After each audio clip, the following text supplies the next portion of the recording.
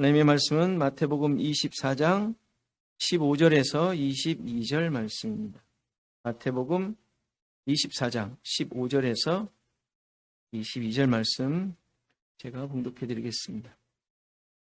그러므로 너희가 선지자 다니엘이 말한 바 멸망에 가증한 것이 거룩한 곳에 선 것을 보거든 읽는 자는 깨달을진저 그때에 유대에 있는 자들은 산으로 도망할지어다. 지붕 위에 있는 자는 집 안으로 물건을 가지러 내려가지 말며 밭에 있는 자는 겉옷을 가지러 뒤로 돌이키지 말지어다. 그날에는 아이 벤 자들과 젖 먹이는 자들에게 화가 있으리로다. 너희가 도망하는 일이 겨울에나 안식일이 되지 않도록 기도하라. 이는 그때에 큰 환란이 있겠음이라. 창세로부터 지금까지 이런 환란이 없고 후에도 없으리라. 그 날들을 감하지 아니하면 모든 육체가 구원을 얻지 못할 것이나 그러나 택하신 자들을 위하여 그 날들을 감하시리라. 아멘. 지금 우리는 제자들의 질문, 세상 끝에 대한 제자들의 질문에 대해서 예수님께서 대답하신 내용들을 살피고 있죠. 전반적인 내용은 세상 끝, 즉 종말에 일어날 현상들로 설명을 하고 있지만 이것은 제자들이 생각하는 예루살렘 성전의 파괴에 대한 오해를 바로잡고 계시는 거예요.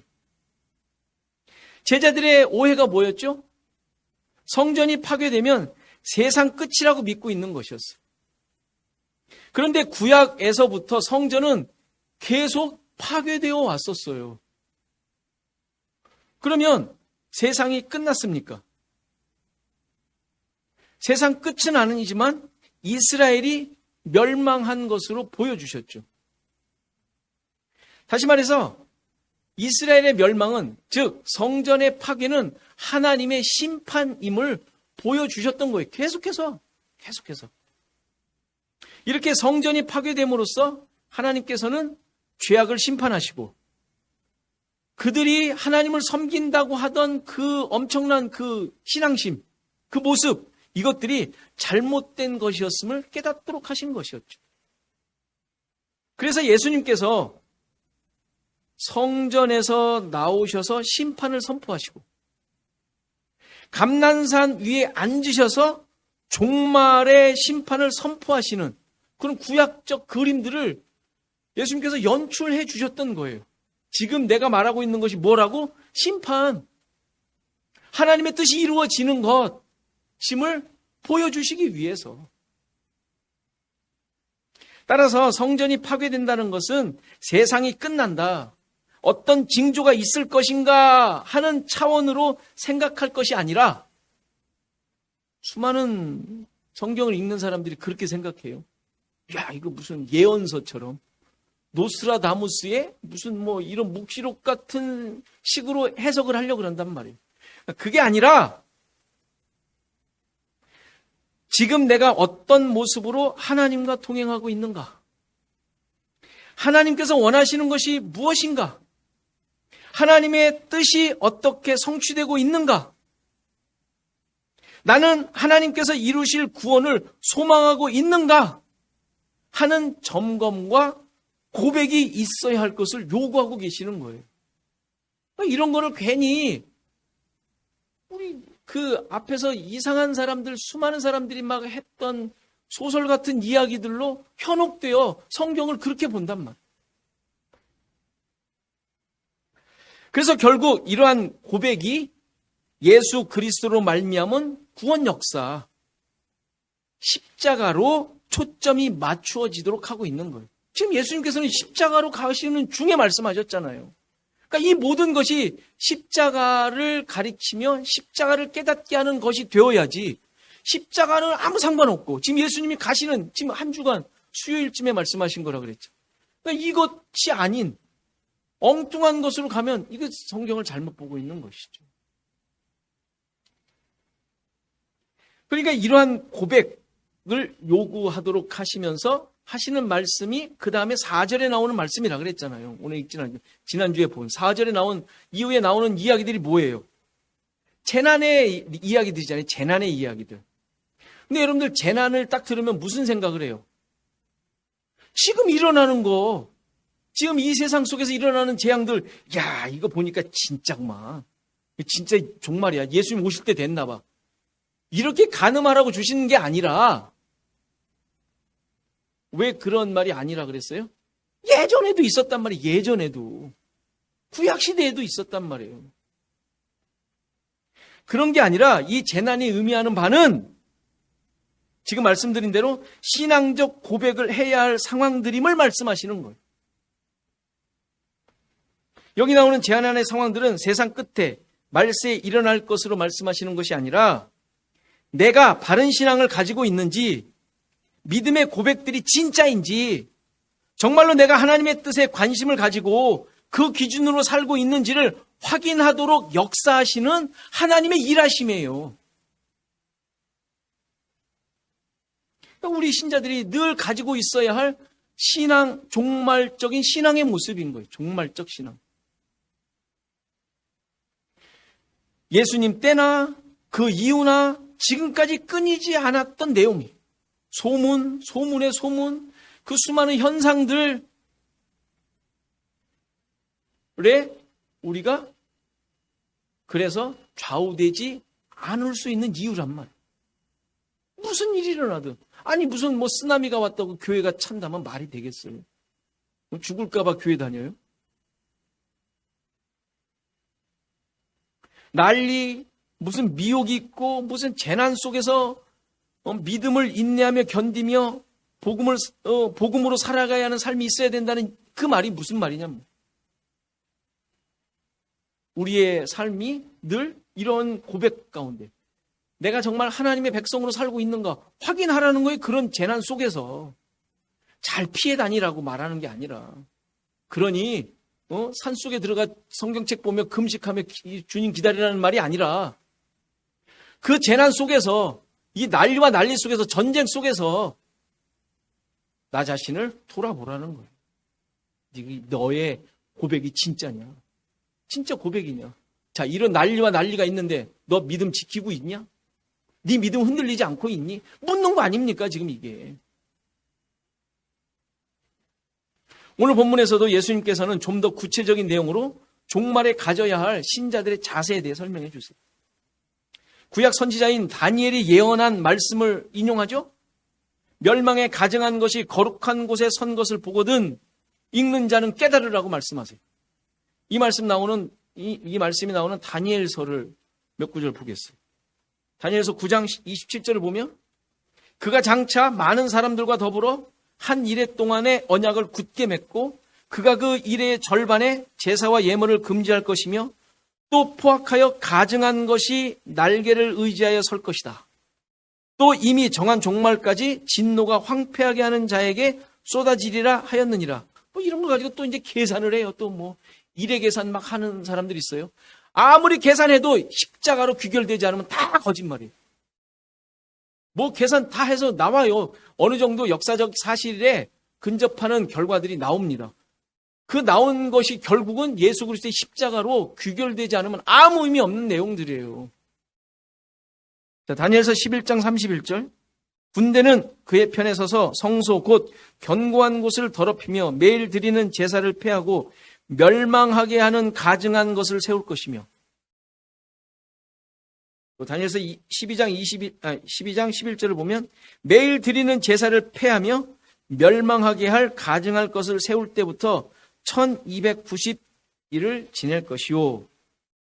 자, 여기에 지금 세 절만 봤는데요. 멸망하게 할 가증할 것이 성전의 제사를 폐하게 하고 세워질 것이라고 얘기하고 있죠. 이것이 무엇을 의미할까요? 하나님을 섬겨야 할 성전에서 하나님께 드리는 제사가 못 드려지고 그것이 폐하여지고 멸망하게 하는 가증한 것이 뭐겠어요? 우상숭배가 일어난다는 거예요. 우상숭배. 하나님의 자리를 다른 것이 차지하는 사건이 벌어질 것을 얘기하고 있는 것 아닙니까? 이것도, 그러니까 날짜 일에 얘기를 했지만 이것에 대해서도 자꾸 어떤 인물이나 사건에 초점을 맞추어 이해를 하려고 그래요. 제발 종말론에 대해서 이러한 구체적인 무슨 뭐 날짜, 시기, 계산, 뭐 인물, 현상 이런 거에 집중하는 거 절대로 귀 기울이지 마세요. 하나도 중요치 않아요. 성경 예언은 어떤 사건이나 인물에 초점을 맞추고 말씀하시지 않아요. 여기에 초점을 맞추다 보니까 이상한 해석이 나오고 잘못된 종말관과 구원관이 나오게 되죠. 성경에 나오는 사건, 인물들에 대한 내용은 모두가 다 예수 그리스도로 말미암아 이루어질 구원에 대한 예표적인 내용이지 어떤 사건을 지정하여 말씀하고 있는 것이 아니에요. 심지어 이스라엘의 구원이나 멸망조차도 그 민족에 국한된 내용이 아니라 자꾸 민족으로 자꾸 여러분들 이해하려고 하는 해석들이 있잖아요. 다 그거 따르지 마세요. 이스라엘의 회복에 대하여 얘기할 때 지금 있는 저 중동의 이스라엘을 자꾸 초점을 맞추려는 다 그거 세대주의예요. 이런 이스라엘의 성경에 나오는 구원과 멸망에 대한 내용조차도 그 민족에 국한된 내용이 아니라 하나님의 백성을 다스리는 방법, 그리고 그 기준, 그 내용을 말하고 있는 거예요. 그러니까 이스라엘에 대한 내용은 우리들에게 대한 내용이에요. 예수 그리스도로 말미암아 이루어질 하나님 나라를 다스리는 하나님의 방식을 얘기하는 거예요. 다니엘이 예언한 멸망에 가증한 것이 거룩한 곳에 선다는 말은 지금 포로로 잡혀간 이스라엘이 맞이할 파멸을 예고하고 있는 거예요. 물론 이런 모습이 아까 말씀드린 대로 역사적으로 이루어진 사건들이 있어요. 이게 이제 말씀드린 대로 예루살렘 성전의 파괴를 말하는 건데 기원전 167년에 안티오쿠스 4세가 제우스 신상과 자신의 신상을 성전 안에 세우고 부정한 동물로 제사를 드린 사건이 있었어요. 그러니까 이 다니엘서에 말한 내용이 기원전 167년에 성취된 모습으로 있었죠. 그 성취되었다고 이 다니엘서가 끝났어요? 그거를 목적해서 얘기하는 게 아니에요. 역사를 통하여 이런 일들은 계속되고 있음을 어느 한순간에 하나님께서 보여주시는 증거들인 거예요. 증거. 그리고 잘 알듯이 주 70년에 디도 장군에 의해서 예루살렘 성이 다 무너지잖아요. 거기에 있는 것이 다 회파되어지고 뭐 사람들이 다 그냥 다 도둑질해가고 그러지 않습니까? 그 완전하게 파괴되는 일이 있었죠. 그러니까 이런 성전 파괴의 의미가 뭐라고요? 이렇게 성전이 하나님을 섬겨야 하는 이 성전이 이렇게 쓸모없는 아주 하찮은 존재로 전락해버리는 일을 통하여 이 땅에서 하나님을 섬긴다고 하는 것들이 얼마나 허무하고 그거조차 하나님의 심판의 대상임을 보여주시는 거란 말이에요. 포로로 잡혀갔을 때만 아니라 그리고 다니엘 때만이 아니라 이런 내용은 이미 선지자들이 계속 지적했던 내용이에요.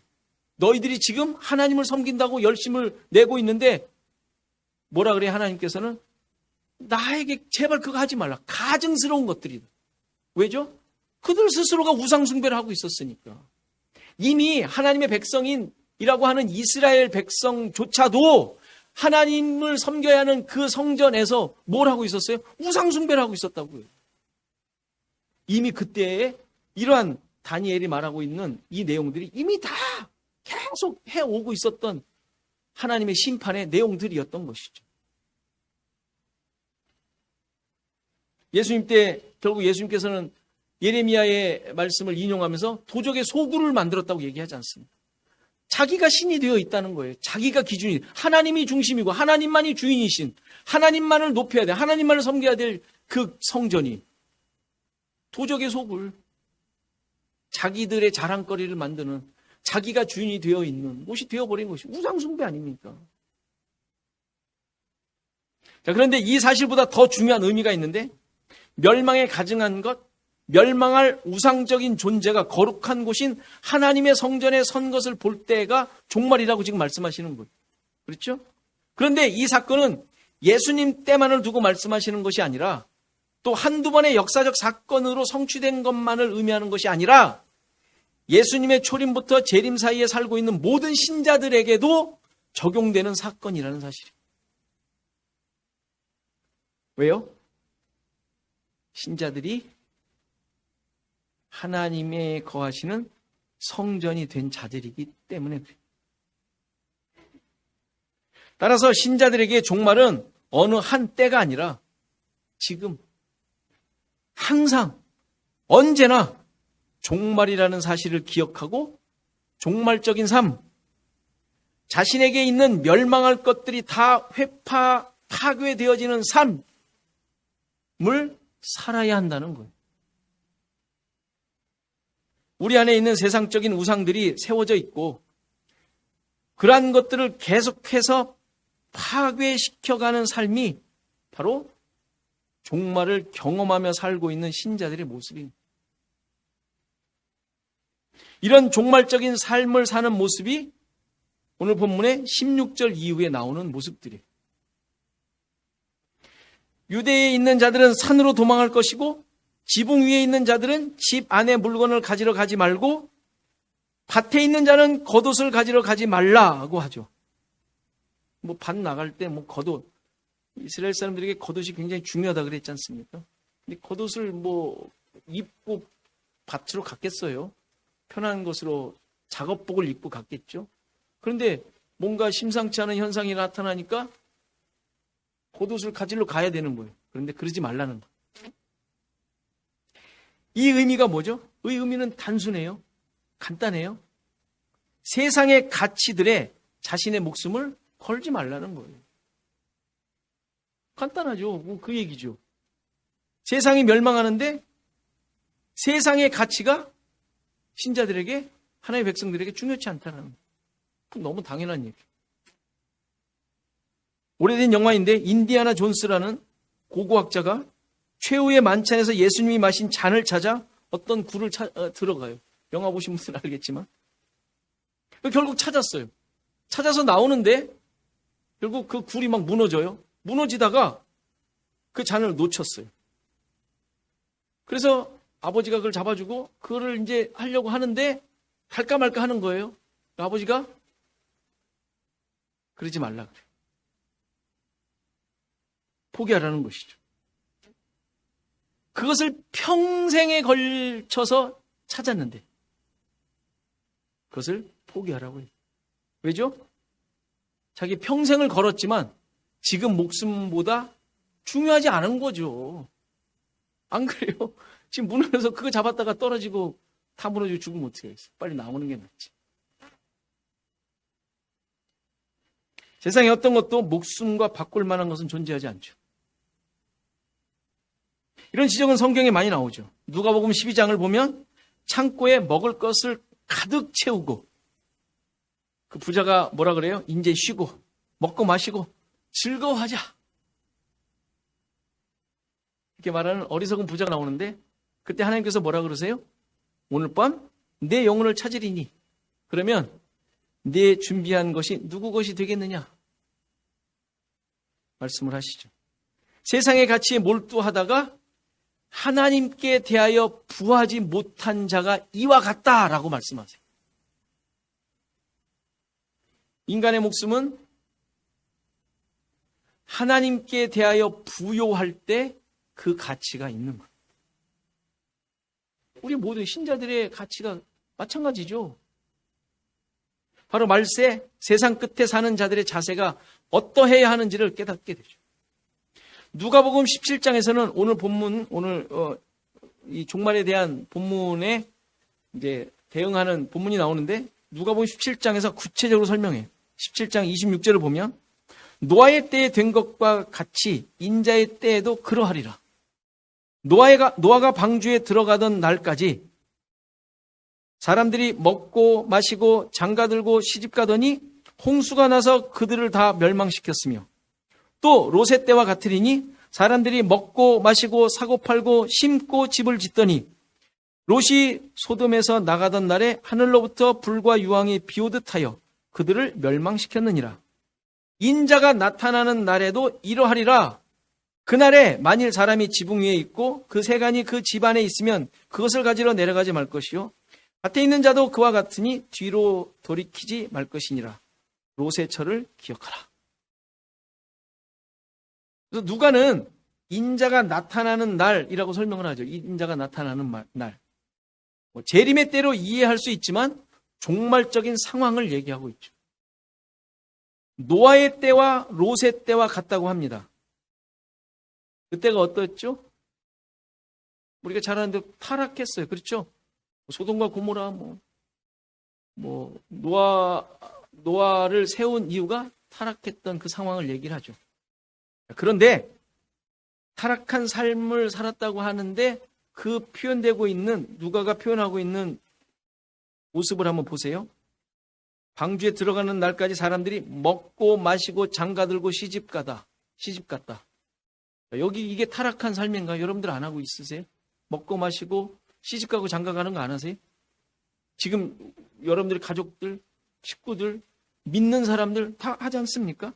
롯의 때 얘기합니다. 사람들이 먹고 마시고 사고 팔고 심고 집을 짓더니 이게 무슨 타락한 삶이에요? 이게 뭐 엄청난 타락한 삶입니까?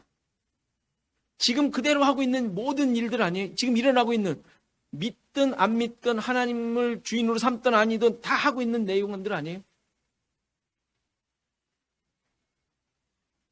일상적인 세상의 삶 속에서 그들이 하고 있던 일들을 자연스럽게 다 하고 있던 모습을 지금 얘기하고 있어요. 누가는. 그런데 이게 왜 타락한 삶이냐? 하나님 없이. 이것만이 전부인 삶이었고 이들은 세상의 가치만을 생각하며 사는 삶이었고 심판이나 구원, 멸망 등을 예상치 못하고 사는, 다시 말해서 종말이라고 생각하지 않는 삶을 살고 있는 삶, 이게 타락한 삶입니다. 그러니까 멸망할 가증한 것들로 살고 있는 내용 모습들이죠. 이것이 타락한 노아와 롯의 때, 그리고 지금의 모습인 거예요. 세상 사람들이야 그렇다 치더라도, 그리고 또 그들은 그렇게 살 수밖에 없어요. 왜? 모르니까. 그들이 종말이라고 아무리 얘기한들, 그래서 그 사람들 종말이라고 얘기하잖아요. 자, 말세 지 말이야. 세상, 지구 멸망해. 그래서 그 사람들이 뭘 어떻게 하고 있나요? 지구 회복하려고 고작해야 그린피스 운동 정도밖에 못하죠. 그들은 종말이라는 것에 대해 하나님을 생각하고 하나님의 구원을 생각하고 이것이 멸망한 후에의 삶을, 내용을 전혀 생각을 못하고 있지 않습니까? 그들은 그렇게 살 수밖에 없어요. 그런데 신자들은 그렇지 않다는 것이죠. 하나님이 거하시는 성전인 자들이 멸망할 가증한 것으로 자신을 세워놓을 수는 없지 않습니까? 자신을 세우며 살아서는 안 되지 않습니까? 이 모습이 산으로 도망하며 집안에 있는 물건을 가지러 내려가지 않고 겉옷을 가지러 뒤로 돌이키지 않는다는 말이에요. 그것들이 뭐예요? 내가 이 땅의 기준, 이 땅의 가치로 만들어 놓은 내용들이잖아요. 그것들에 내 삶을 걸지 않는 것이죠. 그거를 끝까지 지키려고 하지 않는 거예요. 성배를 그걸 잡으려고 끝까지 하지 않는 거예요. 제가 목사니까 이렇게 쉽게 얘기하죠. 쉬운 내용은 아니죠. 우리의 삶 속에서 정말 쉬운 내용은 부단히 노력하고 싸우며 싸워야 할 내용. 신자들의 삶은 분명합니다. 세상이 아닌 세상의 가치와 기준이 아닌 하나님 나라 백성으로서 그 기준과 가치로 살아가야 합니다. 그렇다고 고난과 어려움으로부터 벗어나지 않습니다. 오늘 본문에 나오죠. 큰 환난이 있을 것이래. 그런데 택한 자들을 위하여 그날을 감하신대. 감하신다고 했지 없게 해준다고는 하지 않았어요. 근데 이 감하는 것도 날 수를 감하는 걸까요? 100일을 작정했는데 너무 힘들어하는 내 백성이 보여. 자, 500일로 바꾸겠다. 이런 얘기일까요? 그러면 500일을 감하면 다른 사람들은 그 사람도 감해지는 거 아니에요? 똑같이 감해지는 거 아니에요? 날수가 감해진다는 말은 아니겠죠. 숫자적으로. 그런데 물리적인 의미의 내용은 아니란 얘기. 감하신다는 것은 하나님께서 그의 백성들을 보호하시고 지키신다는 얘기예요. 결국 신자들은 자신의 능력이나 자신의 힘이나 또 내가 만들어 온 어떤 가치로 만들어가는 자들이 아니라는 얘기예요. 예수 그리스도로 말미암아 구원받은 자들로서 하나님이 거하시는 성전으로서 멸망에 가증한 것들을 떨쳐버리며 고난과 환난 가운데 주의 도우심으로 살아가는 자들이. 이런 의미에서 신자들에게 고난은 어려움이나 힘듦이 아닌 주님과 함께 살아가고 있음을 확인하는 복된 기회인 거예요. 계속 말씀드린 대로 내가 누구인지, 이러한 모든 현상들 속에서 내가 정말 지금 믿음으로 살고 있는지, 살아가고 있는지, 내 기준이 도대체 무엇으로 지금 만들어가고 있는지 그것을 확인하도록 하는 시간이란 말이에요.